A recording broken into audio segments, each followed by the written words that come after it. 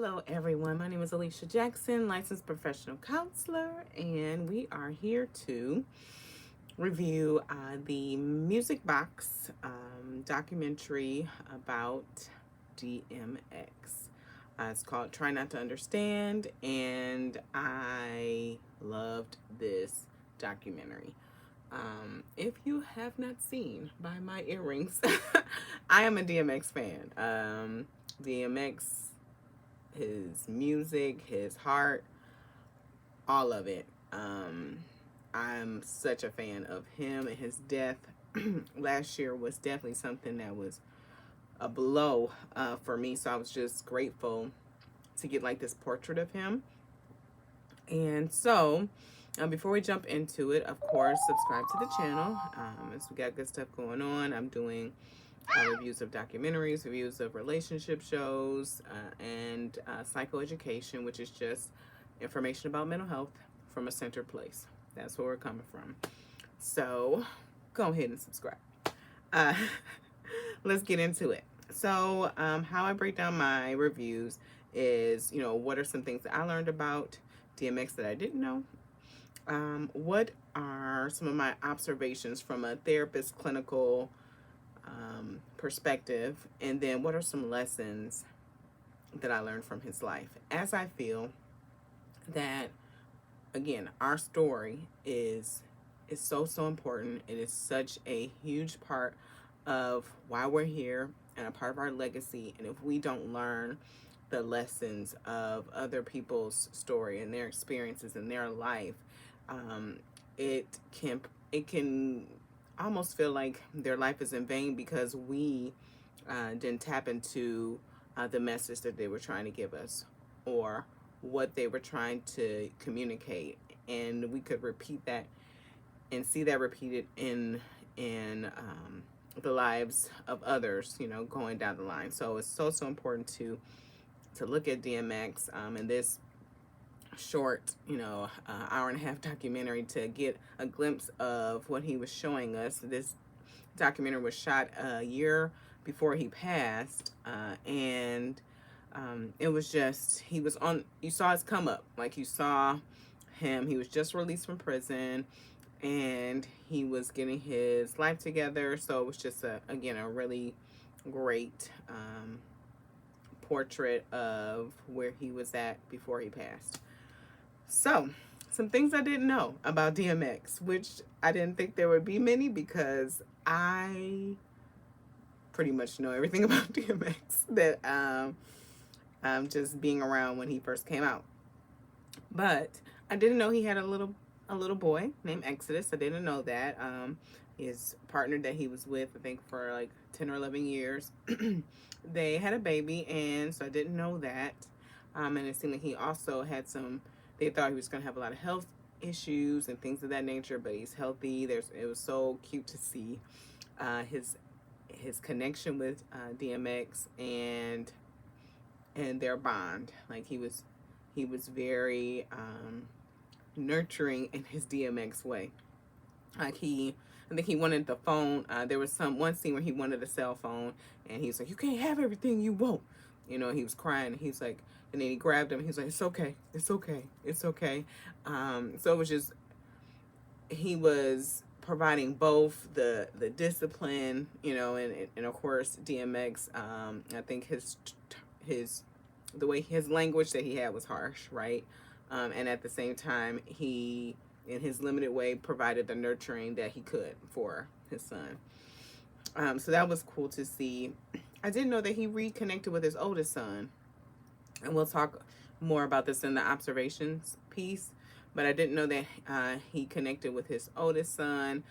There's this famous scene of them from when he was on Fix My Life, Ayana. And they had gone years without speaking, and he was really trying to connect with his father, but he had conditions, and his dad was like, I can't agree to these conditions. Either you want all of me how I am right now, or it's a wrap. And so DMX left the show because of that, and it led to more distance and no reconciliation in the relationship. So I'm so glad that they reconnected, and that was something really great to see. So, observations. My observations from a clinical standpoint, or even just as a human, um, you know, but sometimes I can keep the therapist hat on. Sometimes it's hard to take it off. But just to kind of go where we were with the Fix My Life episode with his son, his son was asking for him to be clean. He was asking for him. He's like, if only I want a relationship with you, Dad, but I want you to be clean. And you could see DMX. One, it felt like he, in the episode with Ayanna, if you haven't watched it, what I saw was him butting heads with Ayanna because he's like, you're trying to manage this conversation with my son, who I haven't seen in 2 years, and I want to talk to him without you. Like, I don't need this. I don't need you trying to interfere. And at the same time, he also knew like his own limitations. Like I truly feel that DMX wanted to remain clean, like wanted to be drug free, and at the same time he knew that his internal struggle, that it would be so hard for him to do that, and that demanding that from him would be almost putting his relationship with his son in jeopardy, because he knew that was such a huge struggle for him, if that makes sense. So DMX talked about his addiction, and even his manager, how, you know, he would flush stuff down the toilet, you know, after having a heart-to-heart with his manager, and then like hiding another stash just in case. And like he just wanted to be clean, but just knew that was just a high ask for him. And so I don't want to excuse DMX's abuse, or his, when I'm saying abuse, like drug abuse, or dependence. What I will say is, just in my work and knowing how trauma shows up, right? Oftentimes there are two ways that people try to cope with trauma on their own. One is through substances, and the other is through really thoughts of ending their lives. They're like, if this is what life's gonna be, I'm good. And so with the trauma that he had talked about, with experiencing at the hand of his mother, at the hand the physical abuse and the emotional abuse, and then, you know, I don't know what he went through in the boys' home, and all of that, and being separated, and then being hurt by the individual who, you know, introduced him to crack, unbeknownst to him. All of that, it's a way that he used to cope with the trauma that he experienced. And then he also had other ways, right? So he did have religion, his spiritual walk, to also help him, but he was just battling all of that. So not to excuse the behavior, just explaining the behavior, right? One thing also, it was also so sad to see that after coming out of prison and he's working to rebuild, he's touring, he's signed a new deal, with Def Jam, and he's working himself out of a hole. He's paying back court fees, and maybe even past fees of dates that were canceled because of his behavior, and all of the in and out of court and experiences and past trials, and all the mistakes that he has made. It has cost him so much. It cost him so much financially. It was just so heartbreaking to see that. DMX was a very successful rapper. He had number ones. He was in multiple movies. He was not just a one-hit wonder by any means. He was very, very successful rapper and movie star, right? And his mental health got in the way of his success moving forward, and it was very, very hard to see that he was still like repaying all of that and still not having anything to show for all the things that he has done, all the things that he has accomplished. He was still rebuilding from that. Some of the lessons that I saw, or lessons that I learned from his life, even though DMX has done some pretty, shameful things, right? I think the average Joe would have or carry some shame about it. I don't know. He may have. It just seemed, though, that he didn't allow that to stop him from moving forward. He didn't allow that to keep him in bondage. He didn't allow, there was a scene where he went back to the boys' club or the boys' home that he was placed in, and he talked about him being a rapper and a movie star. And, that was a while ago. I remember when Romeo Must Die came out, and, all of the films, Exit Wounds, all of that came out, and I was a teenager at that point.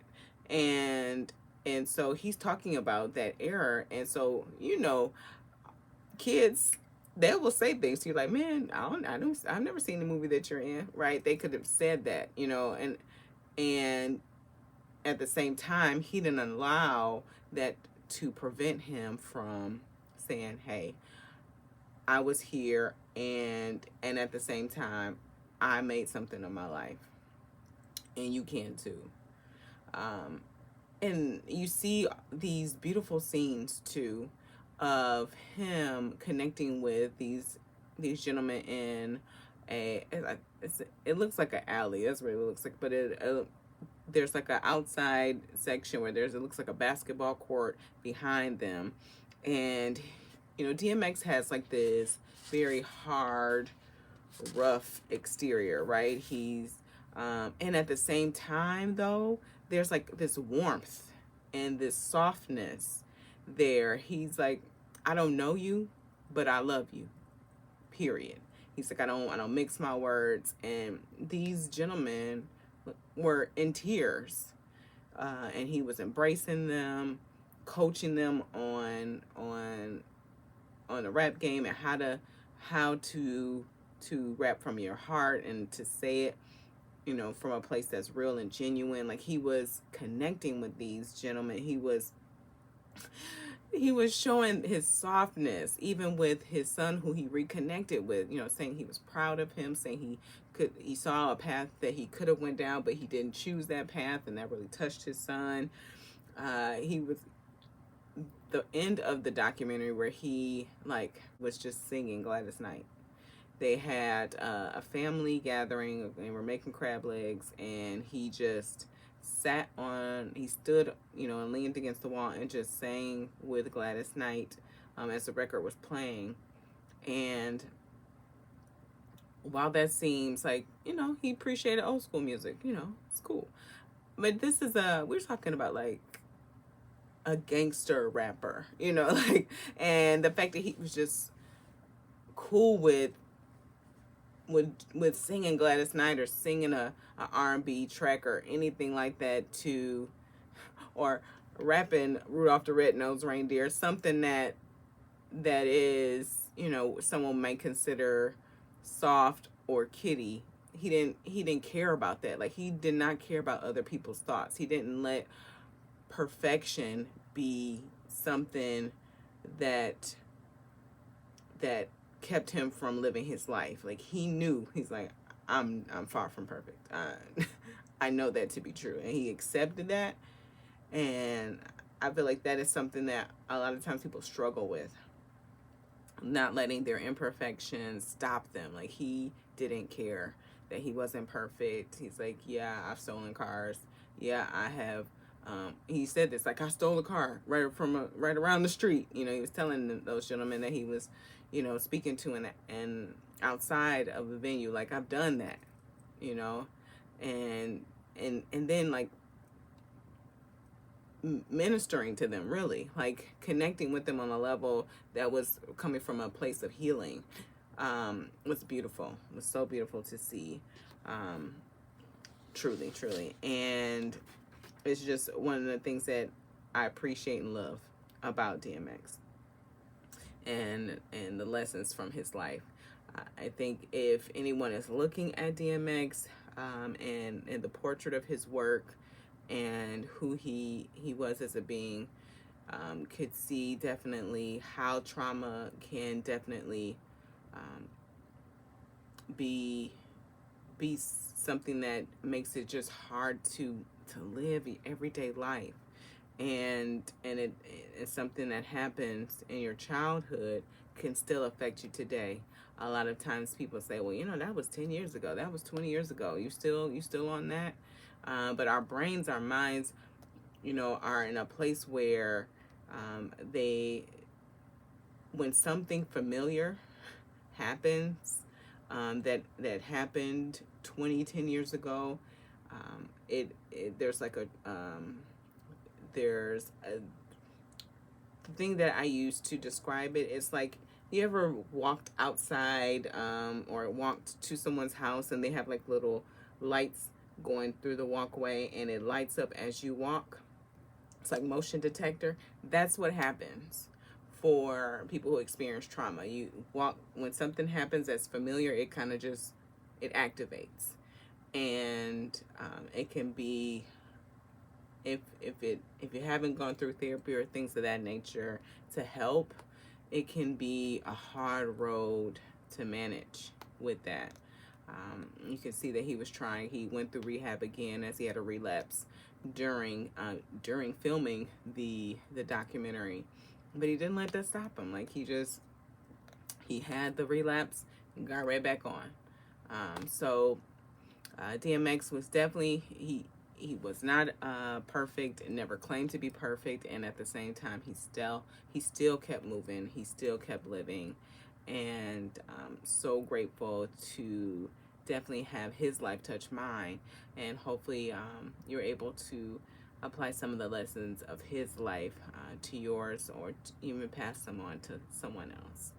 Thank you guys so much for watching, and of course subscribe to my channel, as we got good stuff happening, and I will see you guys next time. Peace.